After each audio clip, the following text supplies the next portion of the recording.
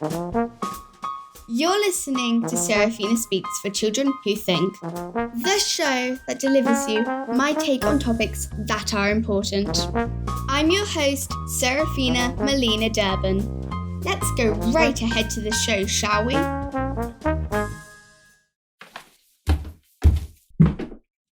Phew, took a few tries to get here, but I'm up on my soapbox, safe and sound, ready to bring you my thoughts on anime. I'm Seraphina Melina Durbin, and this is Seraphina Speaks, a show for children who think. Anime is like Marmite. You either love or loathe it. First, what is anime? From Wikipedia, anime is hand-drawn and computer-generated animation that comes from Japan. Outside of Japan and in English, anime is about animation produced in Japan. However, in Japan and in Japanese, anime describes all animated works, regardless of style or origin. Anime includes a wide range of genres and artistic styles, and often features vibrant and exaggerated characters, plus fantastical themes and intricate storytelling. Anime covers various topics: fantasy, science fiction, romance, comedy, action, and more. Let's try something. Will my trusty sidekicks see Pokemon as anime or a cartoon? Montgomery and Horatio, what do you think? Is Pokemon a cartoon or anime? Probably anime. I think it's both. Listeners, technically both terms are correct. Pokemon can be considered anime and a cartoon. By the way, if Pokemon is your thing, check out my previous episode on it called, wait for it, Pokemon. Why are some children drawn to anime? If people like anime, it will be for different reasons. Engaging storylines, imaginative action-packed worlds, strong and quirky characters, memorable soundtracks, themes about friendship, teamwork and ethical dilemmas, and obviously unique art styles. Then there's the global anime fanbase and engaged community, where people discuss their favourite series with others, or cosplay characters. What's not to love? Here's one of my correspondents on the subject. My opinion on anime won't be amazing because I've only seen Spirited Away and Howl's Moving Castle from Studio Ghibli. But yeah, I like the way of animation, and anime itself is pretty good. But generally, I don't really watch it because I find it a bit childish. But that's my opinion, and I haven't seen all the different types of anime. So yeah, that's my whole opinion on anime. Thank you for sending in that voice clip, Alice. Not everyone likes the look of anime, and I'm really interested to hear you say about it being childish, because anime also seems to be controversial. I got a hint of this early.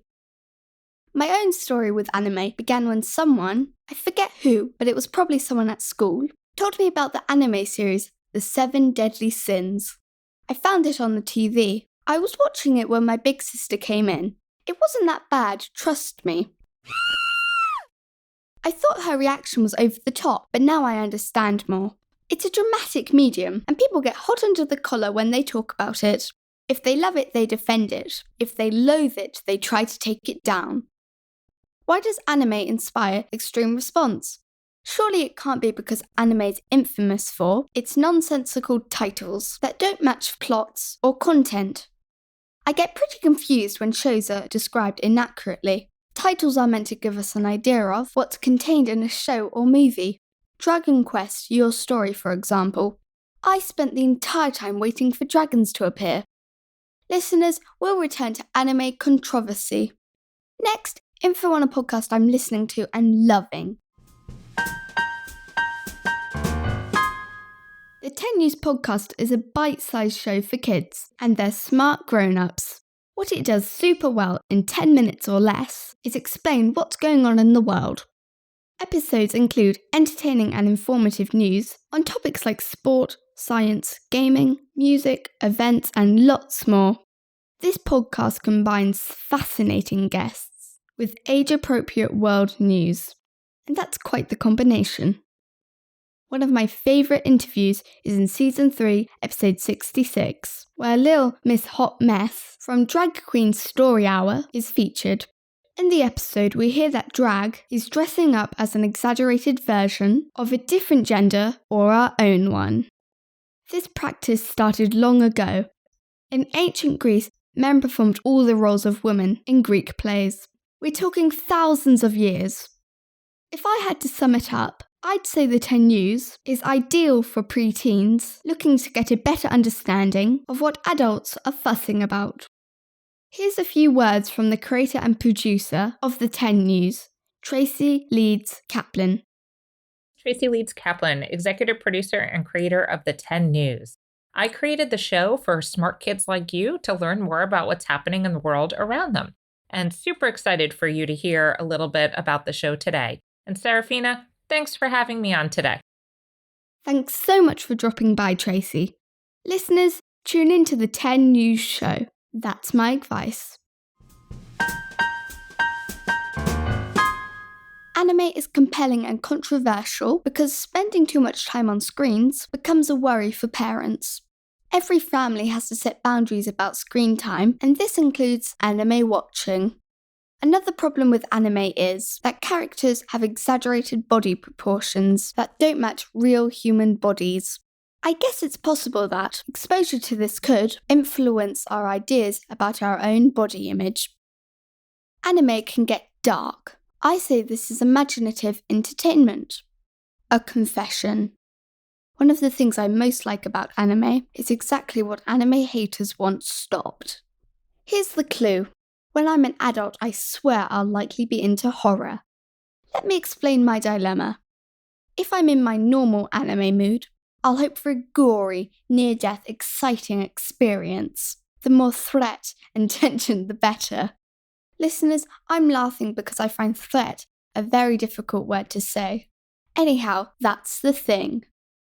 Do you know how hard it is to find dynamic, age-appropriate anime? It takes me hours to look up age ratings. For now, sighs, I'm always on the lookout for age-appropriate anime with a side of blood. My job is to think carefully about themes, characters, and messages, even when someone somewhere in the media world says the age for it is fine, which leaves two questions. When do we become mature enough to trust our own intuition about scariness in things we watch? When can we understand the difference between fiction and reality? In other words, when do we develop our own judgment? I don't have your answers. I can only have mine. We can't control what happens in the world, but we can control how we react to things, and that includes what we watch. Okay, that's my soapbox. I'm getting off it now. Listeners, look out for the behind-the-scenes bulletin episode on this week's topic. My learning, the bits that didn't make it, that kind of thing. Listen into the lowdown. If you'd like to join my correspondent team, first leave a review for this show on your fave podcast app. Then take a screenshot and send it to me at Seraphina@seraphinaspeaks.com. That's Seraphina@seraphinaspeaks.com. Then I'll be in touch with you with more info about being on my show. Next week's episode is called Adult Sayings That Make No Sense. I'll explore some of those silly sentences that grown-ups say to kids we're expected to understand but don't. I'll drop one here for you. You can't have your cake and eat it too. Imagine a piece of cake on a plate. It's yours, but this saying pretty well tells you not to eat it. I'll try to make sense of this and other sayings just like this. Hope you'll join me. Thanks for listening, everyone. Remember, smash that subscribe button and tell your friends, family, and teachers to listen in too. Take care, everyone. Lots of love. Wow, I hope you enjoyed the show, everybody. If you like what you hear, click the subscribe button. This podcast is made possible by listeners like you. Thank you for your support. Don't forget to leave me a review at iTunes or wherever you listen to your podcast, because then more people can find my podcast.